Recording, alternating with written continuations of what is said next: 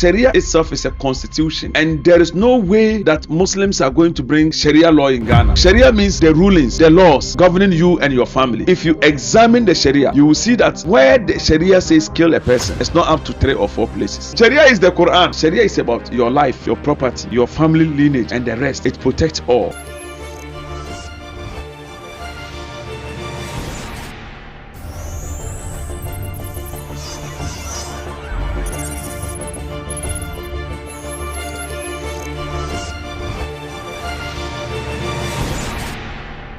Ya Allah, guide our hearts, protect our steps, forgive our flaws, and make what is ahead better than what is behind. Ameen. And assalamu alaikum to my sisters and brothers, my Islamic people. You know how we do it, and when you hear this, you know it's an Islamic time right here on Behind the Lens with me, Queen Liz, and this is a one-on-one discussion with my man, UTI Dawah. He is in the building with me, and definitely we will be discussing a few things. And this is just the cherry on top of it. Let's delve into this. Now, Sharia is much broader than criminal punishment. Now, it deals with religious practice and moral conduct, and also in Islamic jurisprudence can extend into family, financial, civil, and criminal matters. Now, how those principles become enforceable state law varies across jurisdictions and schools of interpretations. Now, when many people hear the word Sharia, one image immediately comes to mind: weapons, amputations, stoning, and harsh punishment. I'm sure you will all agree with me on this one. The law, no, Sharia, when we hear Sharia, we tend to panic. We tend to move into a panic state, and then we tend to think about the harsh things and definitely not the softer ones. But is that Sharia, or merely the part of Sharia that the world talks about most? We are asking. Now, for Muslims, Sharia is associated with a much bigger idea: how a believer worships, marries, trades, handles money, behaves towards others, settles disputes, and lives in obedience to Allah. Yet some of its most debated rulings raise difficult modern questions about freedom, punishment, women, apostasy, human rights, and the relationship between divine law and democracy. So tonight, we are stripping away both the fear and the sugarcoating. Yes, you know how we do it here. And we are asking the most difficult question: what is Sharia really? And who gets to interpret it again? And if Muslims believe it comes from God, can human beings ever reform it? We are asking it tonight. We're doing this with my man, UTI Dawah. Definitely, when you hear that, you know that your man is in the building. And then again, I am Queen Liz. Let's get started. My UTI, Nam. you're welcome. Thank you. Thank you so much for Inshallah. coming today. Inshallah. Definitely. Your people have missed you so much. Yeah. And when we break kakra, I benedict. we know how it is. Inshallah. Then we're talking about Sharia today. Nam. In one sentence, when someone thinks of Sharia, or when we hear the word Sharia, what should come in mind? What at all is Sharia? Okay, so for the media, they think Sharia means bye. To kill, unalive. That's what the media thinks. But when we say Sharia, Sharia refers to the divine or ordained way or guidance which Allah subhanahu wa ta'ala has bestowed upon humanity through the Quran to shape our civilization and to guide us onto the right path. So this comprises, or this includes, our way of worship, our marriage, divorce, inheritance, business, charity, family responsibilities, justice, personality, social responsibilities, criminal law, and the rest. In fact, Sharia is not always about pie. The pie, no. No, when we say Sharia, people think they want to bring Sharia law. Okay, if for short, Sharia it itself is a constitution, and there is no way that Muslims are going to bring Sharia law in Ghana, since Ghana has its own constitution. Thank you. Not even that Saudi Arabia practice 100% Sharia. So it's a constitution on its own. It's a constitution. Yo. So which Muslims are going to throw away the Ghana constitution and bring Quran constitution? Sharia, no? How is that possible? And it's not even an Islamic country. So people put fears where there is no fear. Oh. We actually scare people away. Unnecessary fears. And Sharia is not the capital punishment. There are not less than 54 countries in the world that practices capital punishment. If you think some part of Sharia says you can buy someone, but for Sharia one it's even much better. Let me show you. You see Botswana, Cameroon, Democratic Republic of Congo, Egypt, Ethiopia, Gambia, Lesotho, Libya, Nigeria, Somalia, South Sudan, Uganda, Afghanistan, Bahrain, even America and the other countries practice. China and the rest, South Korea, North Korea, they practice capital punishment. Yeah. If the criminals has caused a lot of harm, they apply capital punishment on the person. But that's what the Sharia says about capital punishment. Sharia doesn't order killing of people. Yo. If someone intentionally buy your family, what Sharia says is that Sharia means Quran. They go to the Quran and the Hadith. The first Sharia is the Quran. Our first constitution is the Quran. Then the Hadith. Okay. Now then the understanding of the Hadith, which is the fiqh. You understand? Yeah. How the scholars understood the Hadith. You may read the Hadith, but that's not the understanding. For instance, the Hadith which says Satan sleeps in the nose of man. So you understand that Satan is coming to sleep in your nose. But that's not the understanding of it. The scholars understand it's that bacteria. Yes. Because Satan can mean anything harmful. Exactly. Then there is a hadith which says that Allah loves yawning. Yes. He loves sneezing, but doesn't like yawning. Okay. Now, then somebody was doing Allah loves it. Oh yes. So the whole incident is they don't understand hadith. When it says Allah loves sneezing, because when you sneeze, you remove the bacteria from you outside. So, but when you yawn, the bacteria enters in your mouth. So he's just trying to let you know that Allah loves to sneeze. No, loves you sneezing. Sneezing, so that you remove himself sneezing. No, so you remove the bacteria from out of your nostril for you to be okay. So the understanding of the hadith is called fiqh. So Sharia is looked at this. Then we have qiyas. Qiyas is where I believe they check the hadith, they check the Quran, then they don't find it. For instance, AI has come. The Quran doesn't mention AI, but it speaks about technology to come. And hadith doesn't mentions AI, but it speaks about technology to come. So the scholars will sit down, check the Quran verses, and look at what the AI is used for.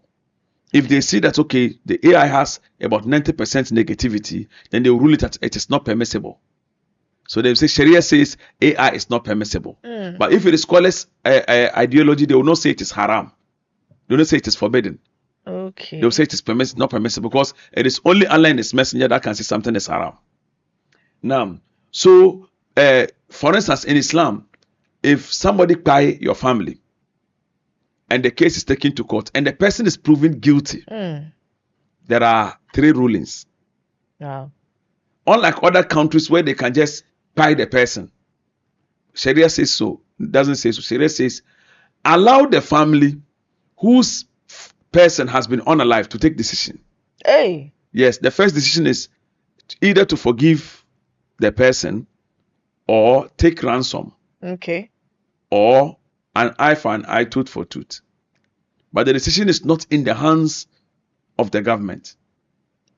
Solely the family. You whose daughter or child has been killed, you decide if you are forgiven. It is you forgive. If you took money it is you who takes. If you want An eye for an an eye for an eye, it's in your hands. That way, you whose family is killed, you are okay, you are satisfied. Exactly. But ours here, they kill your family, they unalive your family, then they jail the person 6 months, then he comes back. The family will never be okay. Satisfied. There is not just justice over there. But if you choose to forgive the person, the nation forgives. Heart. Yes. That's fine. I think it's you understand. So most people don't know this. So Sharia too, people think, like, people have misunderstood Sharia so deep, Queen, that we don't get the whole concept. Of course. For instance, when you look at Quran chapter number 16 verse 90, Allah says, indeed, Allah commands justice. The first aspect of Sharia is that there should be justice. Shouldn't be a situation where the rich, the bourgeoisies are enjoying while the proletariat are hungry. So we should all enjoy our natural resources. That's why in most of the countries that practice these laws, even when you don't work, you get paid. Because the natural resource belongs to all of us. But to us over here, it is the bourgeoisies that are enjoying. We will never get some. Then can you imagine where we pay the poor pay the water bills and the bills and the rest, but the ministers and the rest don't pay anything. They don't pay. Free. You see? So it's not like that. There should be justice, and there should be excellence in your character. You as a human being, there should be excellence in your character, such a way that you should love your neighbor, respect your brother. It is part of Sharia. Wow. How to even live with your wife, your children, your family, all is Sharia. So Sharia means the rulings, the laws governing you and your family. It is not bye. It is not, my goodness. And giving to your relatives. If God has blessed you, Queen, you help some of your relatives. I know you cannot help all of them, but you help. At least there are some you can. You to stretch your hands to help. If there is somebody you can, it's not always about money. Sometimes you can hold someone's hand and connect him to someone. That's true. Or give someone a platform, push him up there. You understand? Or any other ways you can help. Sometimes simple, just a phone call or words of encouragement is also a help. It's part of Sharia. You see, most people don't understand this, and it forbids immorality. Immorality comes with it's when we say morality, Queen, it's a broad topic. Even if you are gambling, it's immorality. You are lying, it's immorality. Olosho, immorality. You have a wife, you have side chicks, immorality. You have a husband, you have side guy, immorality. But mostly these things happens to we men who do more than the women. Of course. Most women don't do this. Yeah. Then again, breach of trust and the rest. If you promise, you have to fulfill. Yeah. And that's where we have problems. Most men, you promise you will marry you, never marry you. Never marry you. Then wrongdoings and oppression, all these are under Sharia. So Sharia basically is about the Quran. You see? But you know something, Queen? Where does Sharia itself come from? So like I say, it's from the Quran, which Muslims believe to be the revelation of Allah subhanahu wa ta'ala. Then it's also, the second major source of Sharia is the Sunnah.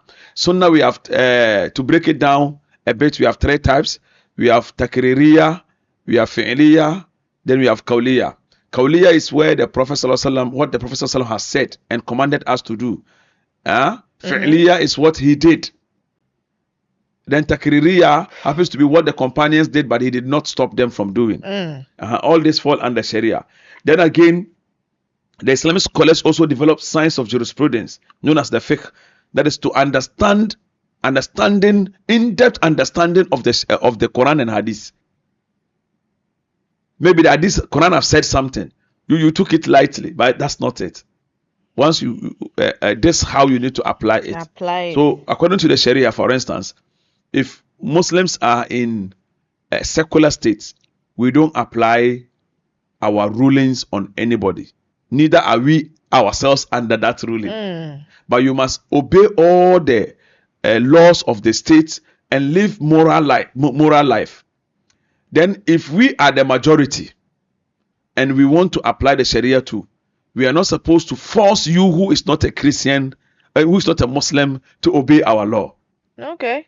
You are judged by your own laws too. That's why there is no Islamic country that is practicing 100% Sharia today. Why? There are parts that is obeying the Sharia. There are parts that don't fall under the Sharia because you are a Christian. You are not supposed to. There was a time when a Jew committed adultery. Then was taken to the prophet. When he was taken to the prophet said, "What does your scripture say?" He didn't say, "What does the Quran say?" Okay. He says, "What does your scripture say?"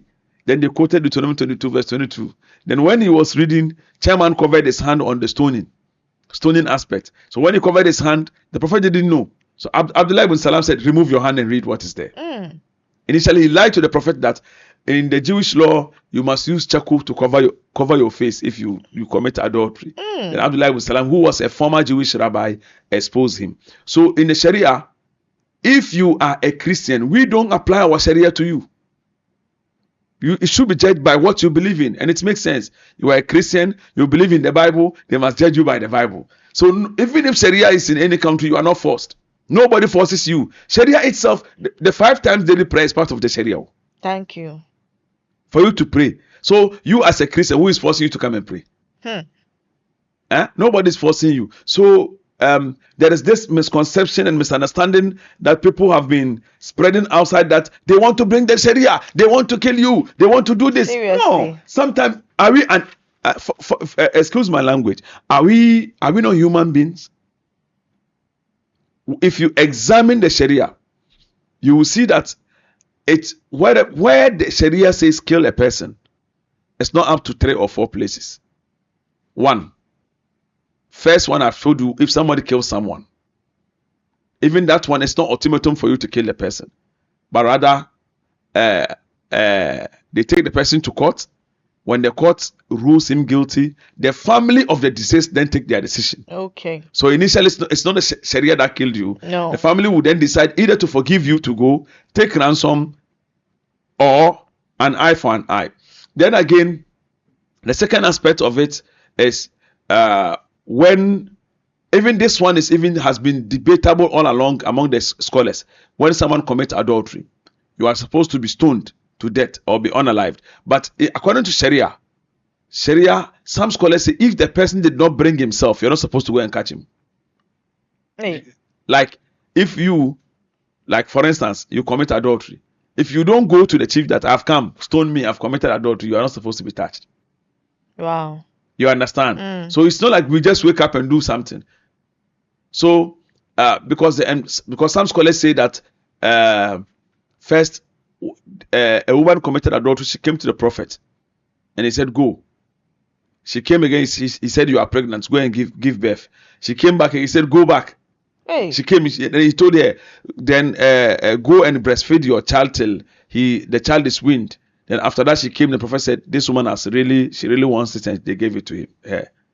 So Islamically, per this, some scholars say if the person does not bring himself, you have no moral right to catch the person and punish the person.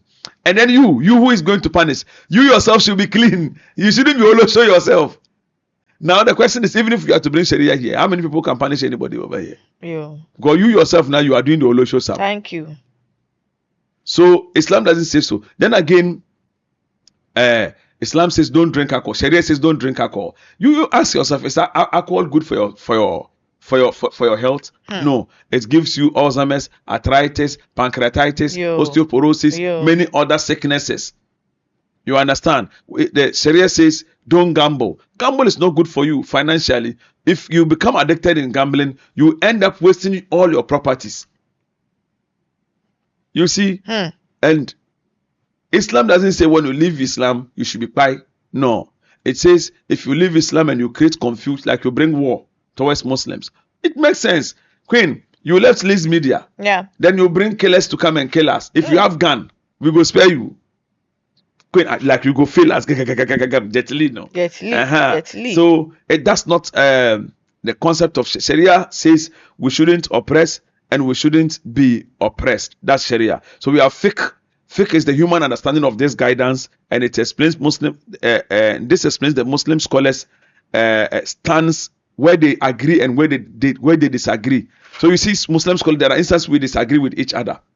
You understand? Yeah. We may have a particular scholar saying this is the right answer. Some scholars will say no. Let me give you a scenario on the issue of female genital mutilation. Female genital mutilation. FGM. Now, this issue, when you go to North, it's really affecting people. Most of the people in the northern and the Hausa lands at the northern side of Hausa thinks Sharia says by force, when you give birth to a female daughter, go and mutilate her genital part. No, that's not what Islam says. What Islam says is that if you see some women, no, forgive me, oh, they are genital part is very tall, like that. If you see, you think it is that of a male. That one is where the Prophet said it should be reduced, so that it's not cut off, reduced through surgery. You understand? So there won't be complications. But my people, they cut them off, queen, so the woman doesn't have any feelings. And when they give birth to, they go through complications. You understand? So Islam doesn't teach so. So I need my people out there to know that it is not obligatory to do female genital mutilation, but it is actually mandatory if the woman's genital part is tall. You see, some women, it is so tall that even when they are walking and they are releasing. Hey. And while they are walking, they feel like they are having that woman on the end corner be a. So certain, the Prophet said it could be reduced. And note, Islam did not bring this. It is the culture. Islam came to me certain culture. You understand? In which was being practiced. Some it regulated, some it left it.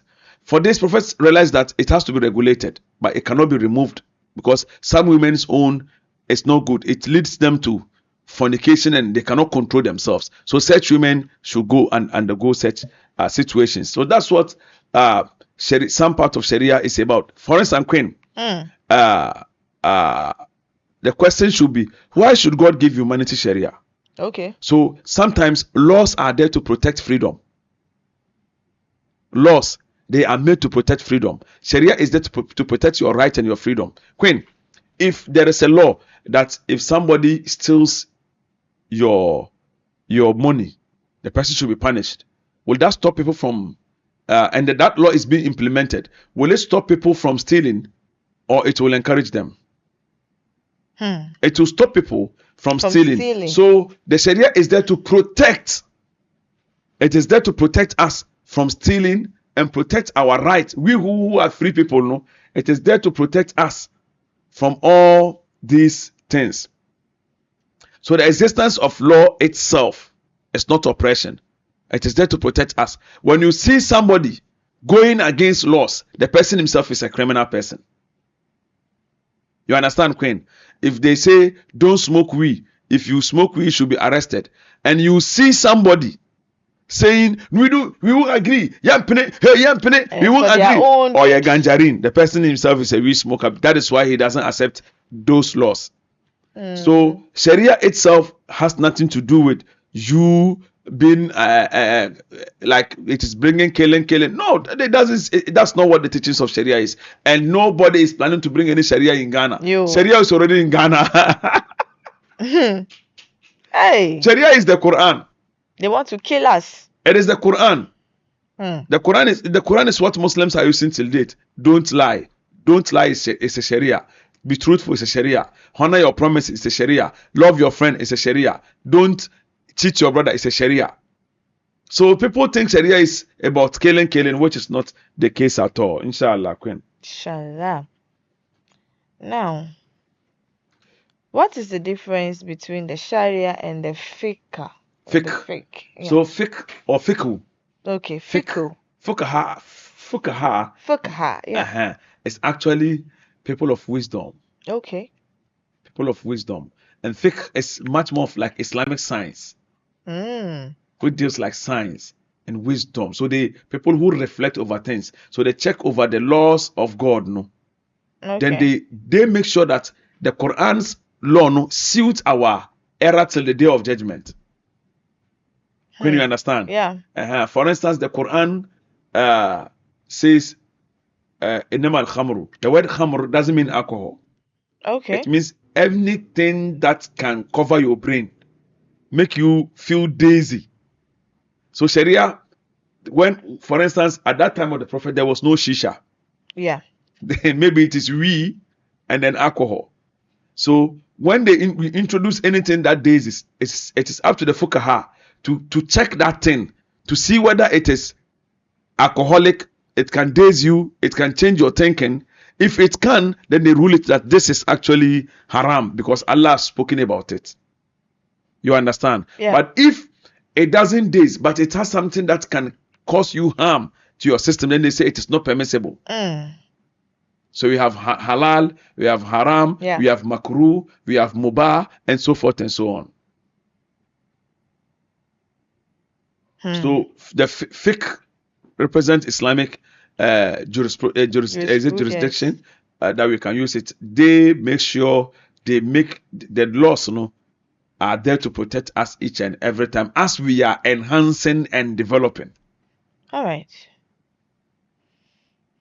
Now, if Sharia is divine, but fiqh is human interpretation, how can an ordinary Muslim distinguish God's law from a scholar's opinion? So you will see that the scholar, after bringing his opinion, he will cite the Quran verse, which is stood on. Okay. So you check the Quran verse, you check his opinion. Due to this verse, this is haram. Or due to this hadith, this is haram, or this is acceptable. But if the scholar did not bring a verse or Quran, you can choose to accept or reject, because there is no hujjah. There is no, Islam deals with produce your evidence if indeed you are truthful. So the evidence should come from where? The Quran or the hadith. So if a scholar talks and there is no evidence, and another scholar speaks with evidence from Quran and hadith, we as Muslims accept the scholar who quoted the Quran and hadith. Okay. Like you being to court to deliberate on issue, then a lawyer quoted from our constitution and then gave his fact. But this one there, his own, he cannot give us any quote from the constitution. Isn't he losing the case? So and again, scholars disagreeing on ideologies is nothing wrong in Islam. The Prophet said it's actually a blessing. Okay. It proves that knowledge is indeed enhancing. Queen, it takes, if we are all here and I'm the only one teaching you always, without you questioning me, or without you also doing research to correct me, that just means that when I die, knowledge is dead. You understand? So there should be people who are also learning around. We all encourage each other to learn. So it's part of Sharia that we should all enroll in educations and learn and go far. But people don't understand Sharia and they misconstruct Sharia and mispresent Sharia. Thinking Sharia means no, the Quran in Ghana here, no. If you want to say you don't want Sharia, throw the Quran away. The Quran is already in Ghana. And the Quran is the Sharia. And nobody will use Quran or Bible to rule Ghana. Ghana is a secular state. We use our constitutions. And nobody even wish that upon you. Because la ikraha fi din, there is no compulsion in religion. Aye, and easy. Buy them. Because according to the Sharia in Quran 5:32, it says, if you unalive an innocent soul, it is as if you've unalived the entire humanity. If you save an innocent soul, it is as if you save the entire humanity. So this is Sharia. This is Sharia. But the problem is the apologetic for they will never tell you this truth. I saw one apologetic on blasphemy issue, and this Sharia that we are talking about in the Queen. If I talk about the blasphemy issue, it is in the Bible. Wallah, it's in the Bible. I repeat, in the Bible.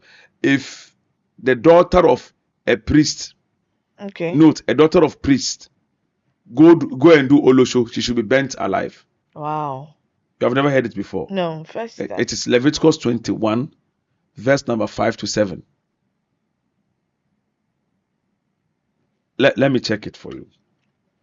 You see, most of us don't check these things. These laws are in the Bible as well. But because sometimes we want to just speak against Islam, so we go. But Islam does not say apply it on just anybody. It says that when you are Muslims in majority, ruled by the Quran. But if you are mixed, do not even oppress those who are not Muslims. Don't use your laws against them. The Prophet ﷺ lived in Mecca, where Muslims are majority, Christians are a minority. They were never ruled by the Quran. They lived where they whatever they want, because you cannot apply your religion on anybody. Queen. Yeah. Listen to this verse. It says, verse 9. Leviticus 21, verse 9. If a priest's daughter defiles herself by becoming a prostitute, she disgraces her father, she must be burned in the fire. Wow. In the fire. In the lake fire. In the fire, she should be burnt. Then let's look at adultery. Deuteronomy 22, verse 22. You see, these are laws that are in your book, not we who say these things. It says, if a man is found sleeping with another man's wife, both the man who slept with her and the woman must die. You must purge the evil from Israel. We didn't say this. In the Bible, even if a child disobeys the parents, that child should be by. Wallahi. If a child disobeys his parents, that child should be by. Like Matthew 15, verse number 3. So I don't want to sometimes press their necks when they are not here. It says, for God said, honor your father and your mother, and anyone who curses their father or mother is to be put to death. Wow. If child is insolent, will be put to death. So we did not make these things up. So this is what we call Sharia. So initially, if you call the Quran evil, the Bible should also be evil as well. But then Islamic one even says, do not let those who are not Muslims be under it. All right. And we have set record straight that every country Islam has dominated on the face of this earth, no queen, we have never forced anybody to join us before. Now, can two qualified Islamic scholars reach opposite rulings and both still claim to follow the Sharia? Yeah, it does. Sometimes it happens. So yeah, it does. That would depend on every scholar's understanding of a particular verse. So they can contradict. Because they are human. They contradict, and everyone feels like I am right. Okay. You understand? Everyone feels like I am right, and one will say this is my stand. The other one to quote his stand, and then when that happens, and everyone has a quote or where he relied on, then, for instance, let me give a scenario where they disagree. When one is imprisoned, if a Muslim is taken to prison, some scholars say he should stop, he shouldn't pray. Hey. Because he's in prison. That place is unclean. Unclean. And he is there against his will. Exactly. So those who say he shouldn't pray, they say that La yukallifu Allahu nafsan illa wus'aha. Allah does not burden a soul what it cannot bear. You understand? Yeah. So now you are under prison. You yourself, your mind is not stable, and the rest. The others say no, you will pray. Oh. Hey. You will pray. If somebody is sick and you will pray, how much more you is healthy and you are in prison? You even need prayer. You even require the prayer more so that God will help your case so that you'll be released. So there are instances on that, and everyone has his own verses. You understand? That they stand upon. It's not easy. All right. Now, why are there different Sunni schools of jurisprudence if Sharia is one divine path? Sharia is one divine path. When we say jurisprudence, it's like Queen. You have a scholar who you admired his way of worship. Okay. How he lived till he died, and you want to follow him. Okay. How he lived, you've written it, so you follow him. You understand? Yeah. Then we have, according to Sunni, we have Shafi'iyya, Hanbaliya, Malikiya, then Hanafiya. So these are the four schools of thought. These four schools of thought all are actually accepted that they are great scholars in Islam. So all of them rely their strength in the Quran and Hadith. You understand? So for instance, let me give you a scenario. You will see that when you go to certain mosque, before they pray, before the Imam recite Fatiha, he will recite the Bismillah silent. Then you see him saying, yes, Alhamdulillahi Rabbil Alameen. Then this one will come out. Others too will say Bismillahir Rahmanir Rahim. Alhamdulillahi Rabbil Alameen. So the issue is, some say the Bismillah of Fatiha is one. It's actually an ayah. Others say no. It is not ayah. It's not a verse. It happens to be an introduction of every verse. Then others say no, it is actually a verse. You understand? So those who see it as a verse, no, they say no, it should be recited outside. Those who see it as an introduction of every verse, then it should be recited silent. Then some to say no, the Prophet himself recited it silent. Others say we seen companions reciting it outside. So whether inside or outside, both is acceptable in Islam. So you see that scholars may disagree over there. Queen, what we need to understand is that Sharia is about your life, your property, your family lineage, and the rest. It protects all. It tells you how to live a clean life, a good life. How to protect your properties, make properties on this earth. How to even share your properties to your children, your husband, your mother. And so that after you are dead, people will not be fighting over your properties. Exactly. You've seen this on television. Somebody dies and some legend has even died and still lived. They are still fighting. Main chick and side chick fight. It's still ongoing.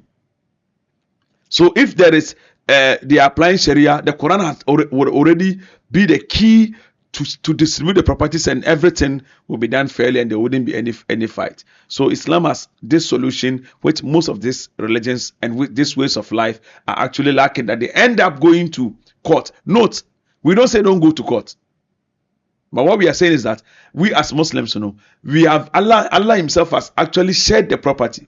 So if we share and there is no understanding, that is when we go to court.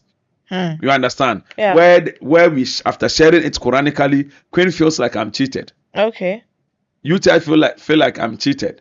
Then that is when you take it to court for court to do what? Apply its own the constitution, because over here our Sharia cannot hold. So the court becomes the final. But since we are Muslims, we apply with the Quran, share the property. If it is marriage, Queen, we use the Quran to bless the marriage. Okay. The Quran says the husband must give the dowry, pay the dowry. The dowry should not be spent. It should be given to the wife herself to spend. All these are under Sharia. So we do this, and to us our marriage is okay. We don't need court approval. Our marriage is okay. But if we want it registered, you understand? Then we have to go to court. No. So that's how it is. Islam teaches all these things in a soft way that the deen is bazaar. It's very soft, very simple. Inshallah. All right. Now, help us reconcile these two. If there is no compulsion in religion, why does an authentic hadith prescribe death for living Islam? No, it describes death for living Islam and bringing in fitna. That's where the fitna comes. Fitna comes. If you leave Islam without bringing in fitna, then you are good to go. Now, when you left our media, Liz media, okay, then you are lying against us and trying to bring people to come and attack us. We have to see you or take you through. You must go down. Because if you bring down, that's it. So we've done a lot for you, and if you cannot appreciate it, don't destroy our name. Of course.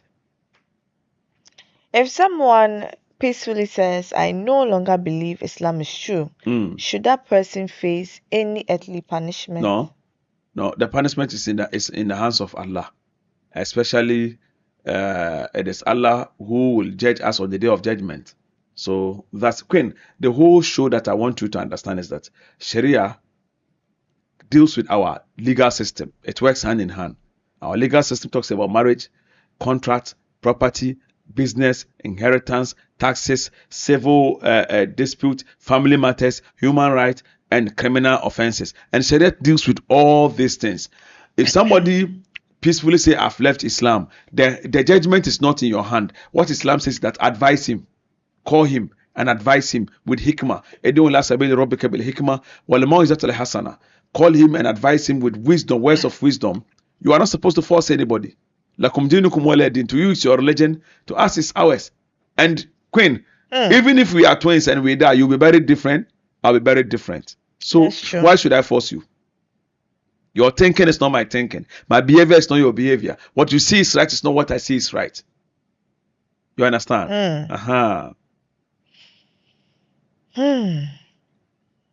Is hand amputation literally required under Sharia for thief or theft? Not every thief.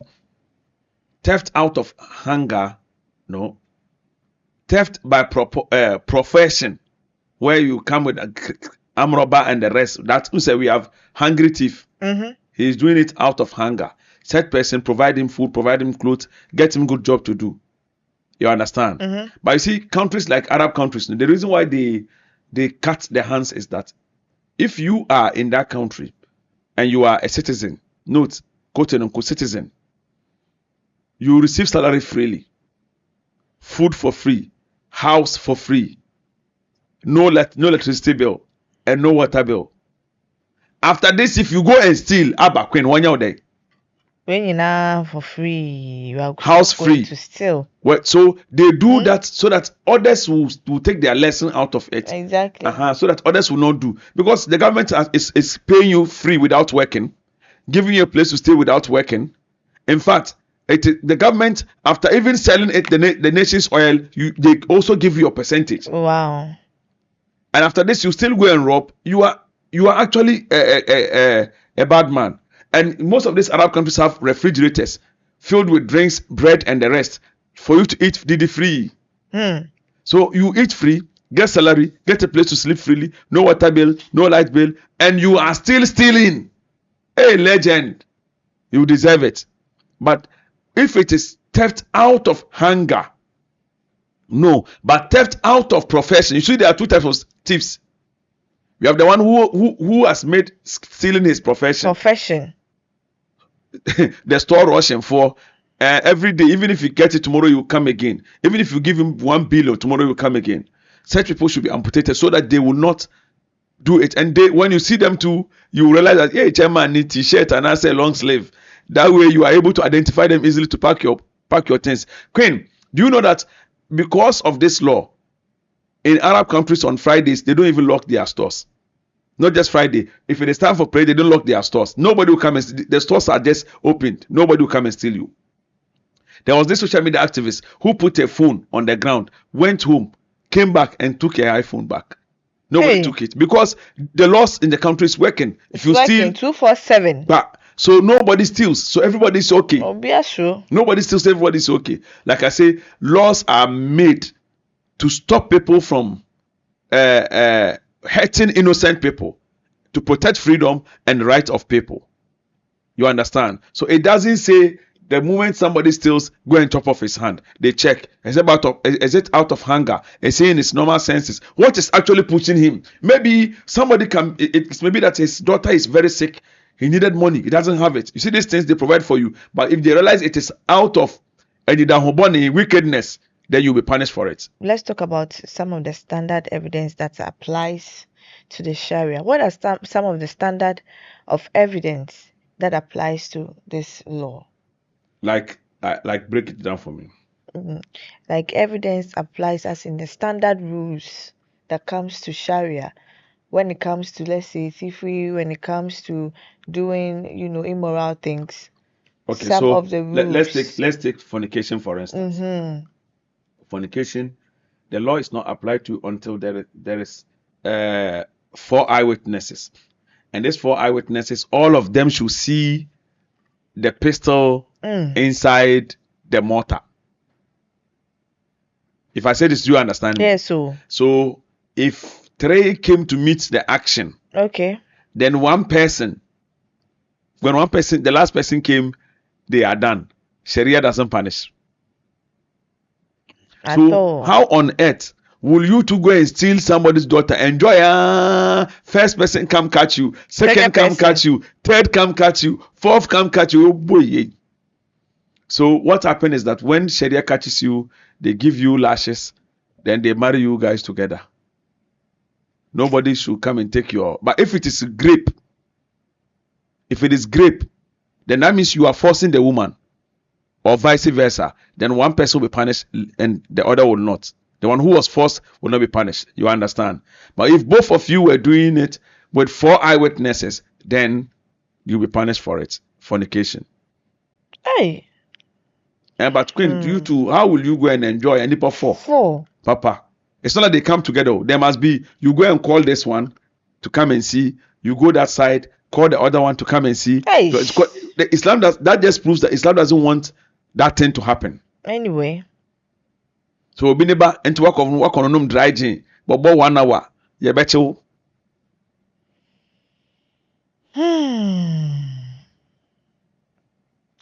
Immediately after the punishment verse, that's Quran 5 verse 39, speaks of repentance and reform. So where exactly does mercy enter the legal process? Come again. Immediately after the punishment verse, Quran 5:39, which speaks of repentance and reform. So where exactly does mercy enter the legal process? There is mercy in the legal process. If there is no, the law itself is mercy. Okay. It is mercy. Okay. Because it is there to protect the mass majority. Okay. How many of us are thieves? That's true. Just 1, 2, 3 be. So if those 1, 2, 3 stubborn ones, there is a law that is protecting us from those stubborn ones. Then it is mercy to guide all of us. You understand? Else God would have left us like that without these laws. Then we will be swallowing each other and be killing each other. So He made these laws to guide us. It is out of His mercy to guide us. So the law itself is mercy. You will never know it is mercy until you read charity aspect, where it tells the rich to help the poor. You are home, the rich man, after, for instance, Queen, if your account says you have you have some money in your account and you have to give us charity. According to the Bible, it is 1/10. So if you have like 10 billion, 1/10 is 1 billion. Then you see UTI, come for my title, me title 1 billion. What, you change my abrabo now? Aish. At that time, no Sharia age, my abua me. Abua papa. So you get the whole show. Yeah, So, but then, where it applies to, for instance, marriage, Sharia also accept that if I don't have money to marry you, I can just recite Quran. If you agree, you Queen, if you agree that okay, you can recite Quran verse for me, or you promise you teach me Quran, or you marry me for loan, later you pay. All this Islam accept. That those are part of Sharia. I heard of some marriage between two cultures, Japanese culture and then Lebanese culture, where the Lebanese culture says you pay $1. Maybe.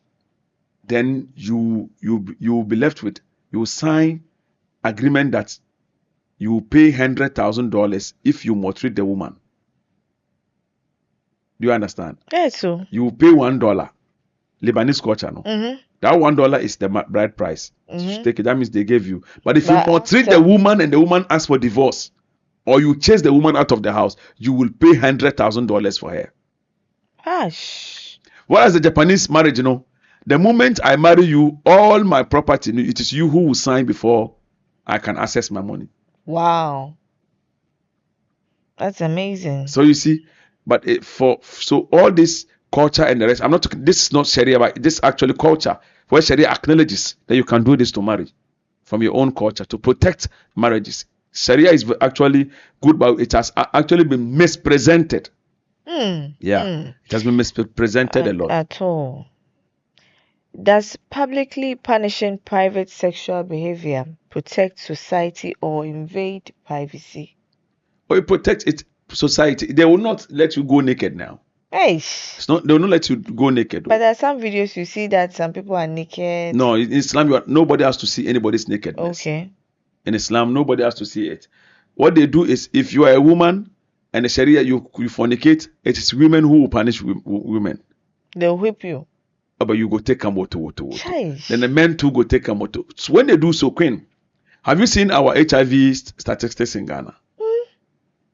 They say the numbers, those who even went for military training, security for. So if these laws were here, imposed, HIV would have been down, rape would be down, teenage pregnancy down, then unwanted pregnancy down, single parents would down, a lot of things will go down.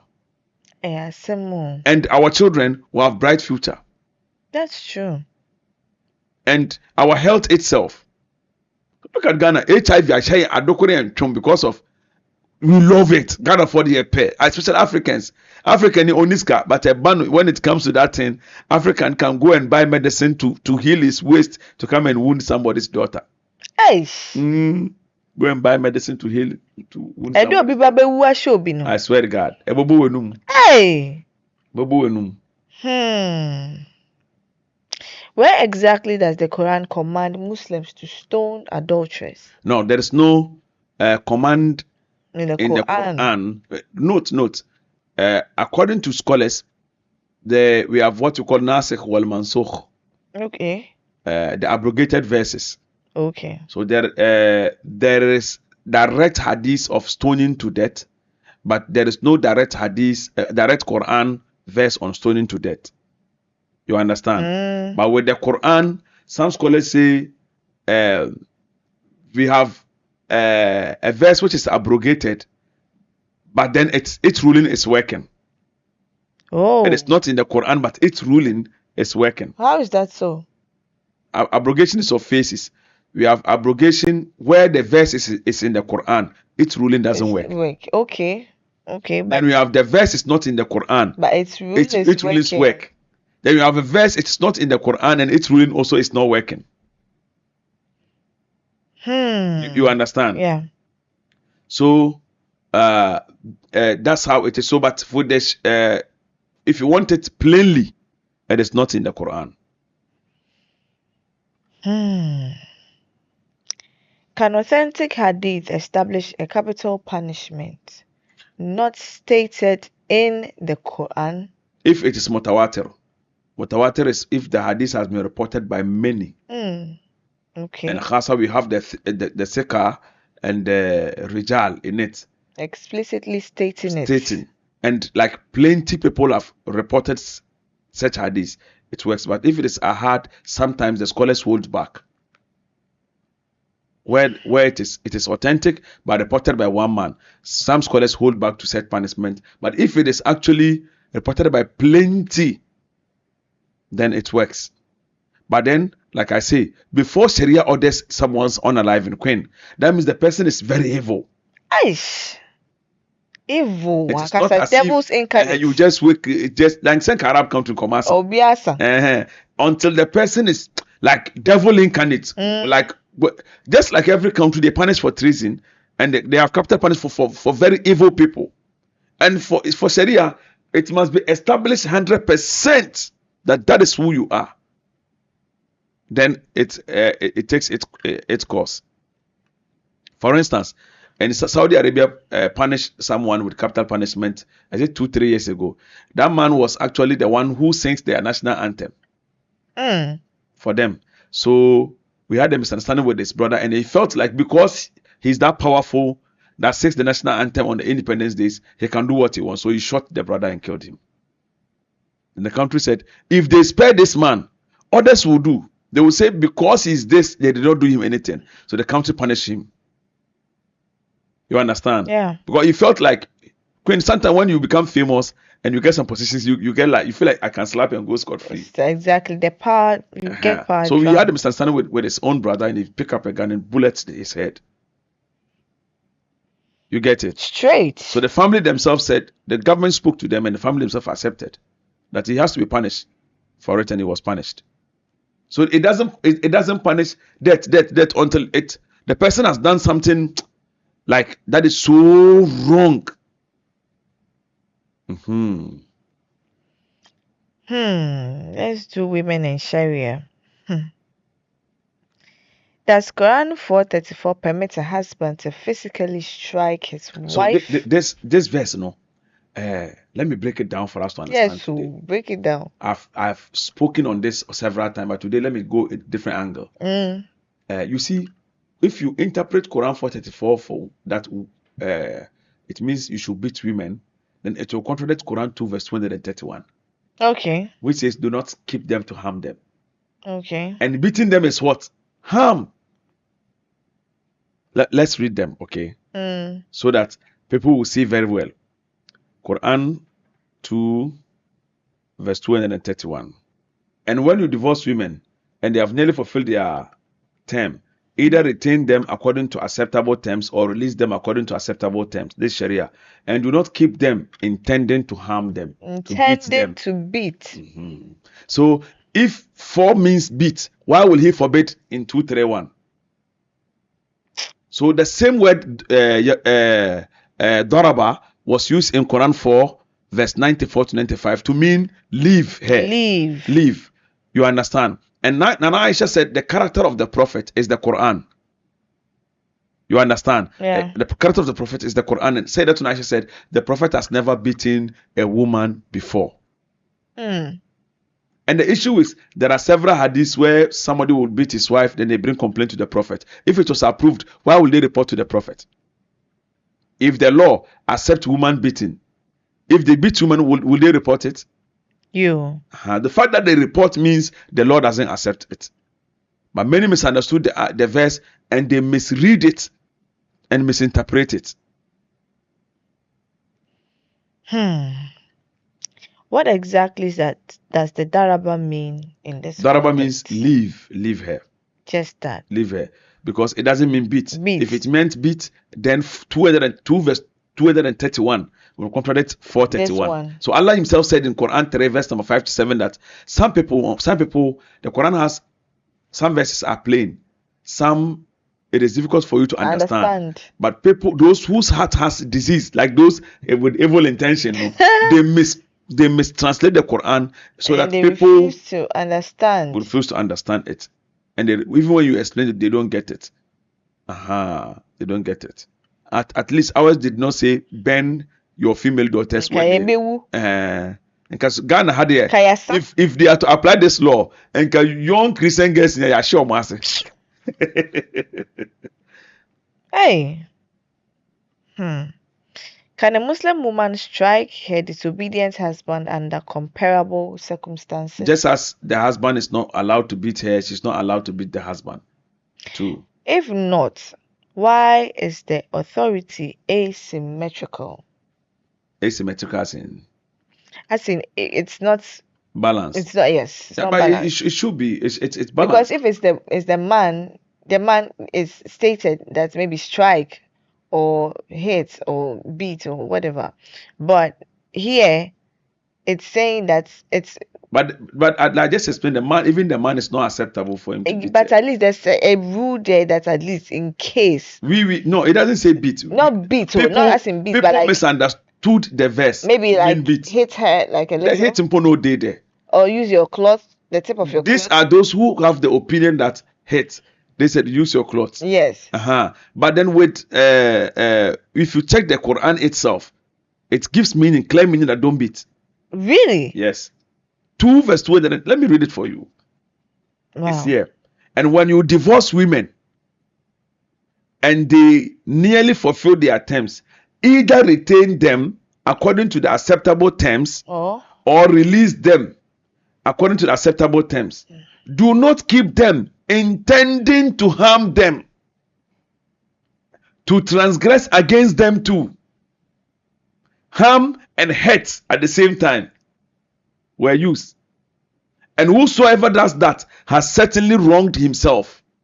Whosoever keeps a woman and hurts her, harm her, has certainly committed evil. So Quran 4:34 says, leave her. Here it says, if you leave her and you feel like bringing her back, don't have bad mind that I'm going to bring her back to beat her. If you beat her or you hurt her, then you have certainly committed crime against Allah, against yourself, and Allah is going to punish you for it. So the male are not even allowed to. Many scholars are in disagreement with what I'm saying. Many too are in agreement with what I'm saying. But this is my evidence from the Quran. Produce your own lesson. And I say the best teacher is the Prophet. And he has never beaten a woman before. And if he allowed women beating, why would they report to him for him to get angry at it? Why would the Prophet say? The Prophet ﷺ said, which gentleman will beat his wife and then at night go and sleep with her again? If Islam approves it, why these warnings? Anyway, I get your point. Does Islam teach that women are intellectually inferior to men? No. For intelligence, no. But what Islam says is on business, when it comes to business business issue because the Arabs over there in the time of the Prophet, the women are not supposed to work at all. You understand? Yeah. There are where we have areas where women are experts. Okay. Queen, Yeah. when you are into business and you are physically involved as a woman, once you begin to give birth to 1, 2, 3, there are, because of the pressure at home, trying to please your husband and the kids, please the kids, there are certain things you will forgotten. Sure. There are certain records you will not, so you will still need people to come to your aid. Exactly. That's what Islam is saying. But for male, there are instances where male to have weakness. Let me give you that. When I accuse you, Queen, of adultery, okay, it is you, Queen, pay your word against 4 men. Hey, if you say no, I must produce four witnesses who saw it. It is never between like Menkwame Kana and Dabi. So one woman's decision against who? 4 men. Because why? When it comes to intimacy, women have the higher intellect over there. Men are emotional over there. You understand? Men, Queen, if I see my wife and somebody even working and they don't work well, I might have different thinking at once, because that's man for you. But you, if you see your husband, sometimes you feel like for women, it's normal. It's normal. But for we, yeah, no. But why would you want to be thinking? Say it's just a normal work. This gender MAN, Queen, man will divorce you, go and marry, and when you are marrying, he's crying inside. Wallahi, it is we. He has divorced you, but still doesn't want you to marry anybody. And when you marry that husband, new husband, who becomes my staunch enemy. That's we for you. And he is the one that divorced you. He left you. You were even begging. You got a new man and he's still jealous. He want to see you always there. After divorcing you, you should be there. Don't marry. That is we. So the jealousy of men is so extreme. You understand? Ours is too extreme. Too extreme than yours. That's why when ours is not you insult each other. Ours is cutlass and knife. When a man is jealous, there is nothing he doesn't do. He can just bullet you. Men, ours is do and die. Kill. A jealous man will. A jealous man does everything, Queen. There was one issue I had at Kumasi. Oh my goodness. And I heard the man was jailed for over 100 years. Wow. Yeah, I did not witness, but I was informed when I went to Kumasi. There was a problem between the wife and the husband. So the court ruled that the man should leave the house and leave the wife and the children in the house. When the children reach a certain stage, he will come for the children, the wife will leave. That's the ruling. But guess what, Queen? The man came to check upon his children and met another man on his bed with his wife, having intimacy. The man had 4 children. The children were asleep. He did not think about his own children. He switched the gas and the light inside. Then all of them were burnt and they died. Including the man? He ran. He ran away. So the man was jailed 120 years with hard labor. That just means life in prison. You understand? So a jealous man does this. Because of jealousy, he did not even think about his own children. That's jealous man for you. So the whole issue is for you women, Islam knows you women are more patient. Islam sees women as homemakers, queens, and the rest. Because that's why Islam says your first wife should be very matured. And if she's matured, you are going to succeed. That's true. You are going to succeed. Any man that marries a matured woman will succeed. She's going to support him when he needs her most. That's true. So Islam does not say you should marry out because of her beauty, but because of the maturity. A matured woman, even when you get broke, she knows she can create something. Both of you can. The way she will even talk to you will push you ahead. So Islam does not limit women at all. There are instances it raise women. There are instances it also raise men. So when it comes to sexualities and affairs and the rest, Islam gives those authority in the hands of women in total. It takes 4 men to disprove her. But when it comes to business, it takes 2 women to disprove a man. Why? 2 women. To disprove a man in terms of business. Okay. Because for women, Islam says, because you don't go and do vigorous work, no, it is your labors that are doing. You don't understand? Like Khadija, the wife of the Prophet, radiallahu ta'ala anha, said to Khadija, she is a merchant, but she's not the one in the field working. She employed men who are working for her. Yeah. So if case come, if she goes on the field, she cannot talk detail. You understand? She requires like another woman who is in the field with her to support her. Then Allah says He does so that if she forgets something, the other woman will what? Remind her, so that the man will not cheat on her. And don't you understand it? When we are in the court, Allah has even supported you with another woman. Okay. He said, in case we are in the court and you forget Impono, you have a backup to what? remind you. But for the man, he wasn't given a backup. Wow. So we should be complaining, not you, that we have no backup. So at least 2 women, you are going to defeat me. And you know, linguistically, women, they know how to talk. Queen, a woman can list what happened in 1602 to 2005. For instance, if today my wife and me have a problem and she calls you Queen, she will start when I saw her. And he saw me, and that time he was very slim, and she will say, she will say everything. Serious? Wallahi. She don't forget. So no way a man can argue with a woman and win. But in terms of business, women are best. Women requires other women to remind them because of her marriage affairs and the rest. Should Christians living under Muslim rule have to obey Islamic religious rules? They are already living there. They are not even obeying. And when you go to Iran, there are more Christians over there. They have freedom. They practice their religion. They preach outside. They evangelize. They do everything. But they cannot do it in Israel. They should try it. Try it in Israel and see. They cannot do it in Israel. They are already living in Islamic countries and they are not forced. Muslims and Christians have lived peacefully until date. It is only people who are trying to create this confusion where there is no confusion. We've lived as brothers. We've been there till date until now. Of course, there are instances there have been misunderstanding between us. But that doesn't mean we are enemies. Even twins, they fight. So sometimes when there is this misunderstanding, let's come together and solve. The recent issue that happened, since we are human beings, someday these things will happen. But if it happens, let's solve it and move on as one country and as one nation. Do you think Sharia needs a reform? Okay, if it is chaos, then yes. Yes. If it is from the Sunnah and the Hadith, no. And Sunnah and the Quran, no. Those are from highest authority. But the chaos is the ideas of the scholars. Okay.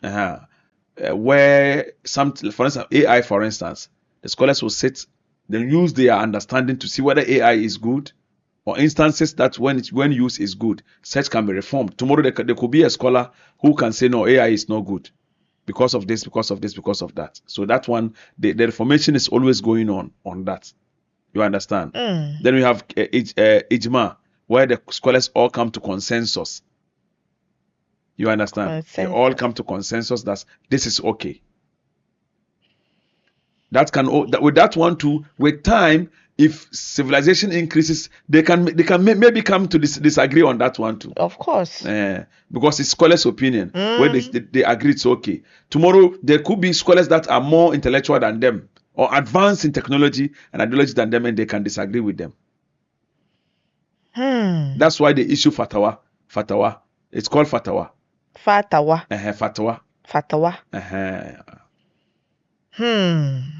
Yeah, Simon. Now, this one there is just some fast, brief questions. Sure. Do you think Sharia for non-Muslims is okay? Yes or no? No, it's not okay. Thank you. Because it's not their religion. They should be judged like how the Prophet did. He's the one we follow. They are supposed to be judged by what they believe in. So in Islamic country, if you believe in Kwejamwe, Kwejamwe, traditional belief, you should be judged according to your traditional belief. But more so when we have constitution, we should be judged by the constitution. We have judges, we have the rest. So where cases are very delicate and we cannot solve between ourselves, we go to the judges for them to judge us. That's true. A Muslim woman marrying a Christian man. That's okay. No. That's true. That's when Islam does not accept that. Reason being that it is the man who makes the family, okay, not the woman, and the man determines, controls everything religiously. You understand? So we giving you our daughter. No, you are going to manipulate her faith and change her from the right path to the wrong path. And our culture and yours even differs, Queen. You see, in my culture, before you serve your husband food, you go down. You go down before you serve. Give the food. In your culture, it's not like that. You stand to serve. Sometimes the husband have to serve you food. Hey. And sometimes, the husband too cooks. But Islamically, the man can cook, the woman can also cook Islamically. Or both of you can be in the kitchen cooking together and then romancing while you are cooking, and then you move on. That's Islamic. But then because our culture has influenced us, we implement the culture more than the religion. You understand? The Prophet will help his wives even in the kitchen. And it's not compulsory for a wife to cook for the husband. If she is not feeling well, you two enter the kitchen and cook. If you cannot cook, go and order food for all of you to eat. If she cannot wash your clothes, get a maid. She's not actually a house girl. Some people will bring their mother's clothes, their wives, their sisters' clothes, their daughters' clothes, their aunties' clothes for the wife to wash. If you are married in a family house, hey, someday they can pack clothes, may say. Oh. She's not a slave. Oh. She's not a maid, nor a slave. If you want that, buy a maid. Treat her the way the father treated her. Exactly. Her father loved his daughter and he treated her well. So Islamically, in the Sharia, a Christian man cannot marry a Muslim woman. Even in Christian wise, they say it doesn't happen. It doesn't. No, the Bible says the Christian shouldn't marry any other faith. First Corinthians, is it 2 Corinthians chapter 6, verse 12 to 14? Of what does the believer has a yoke with the disbeliever? Deuteronomy chapter number 7, verse 1 to 4. The Israelites shouldn't marry an Israelite, else they will corrupt their faith. So it's in their book. Akondobone is what makes them chase our women. Yes, what is the single uncomfortable truth about Sharia that Muslims themselves sometimes avoid discussing? There is not so uncomfortable truth about Sharia. We always discuss it. Just that Muslims themselves know, because we are bad people today, and we know say the bad guys. Some of us are doing olosho, and you know Sharia says go for 100 lashes. You won't go. Okay. So you yourself, you are guilty of it. So you wouldn't want to even talk about it. Maybe you are a thief. Circle phones. Maybe you are part of those snatching people's phone in circle. You are by profession, your hand has to be amputated. Since it's by profession. So you yourself, Queen, you will not like it. You wouldn't be comfortable speaking about it. So that's it. But for Sharia, everything in Sharia is perfect. It's very good for our system and our life. And your life. And what is that single biggest lie told about Sharia? Sharia is about killing people. Killing, no. It's not true. It's not true. It's not true. Oh. It's not true. They've been misled. The whole Sharia is constitutional. So it talks about everything in our aspect of life. You understand? It's derived from the Quran and the Hadith, and you'll be reading always. If a practice is culturally Muslim but cannot be defended from the Quran and the authentic Sunnah, should Muslims abandon it? If that practice does not hurt humanity, bring sickness or cause any harm to humanity, they can maintain it. But if it brings harm or introduces new things into our religion, then it should be abolished.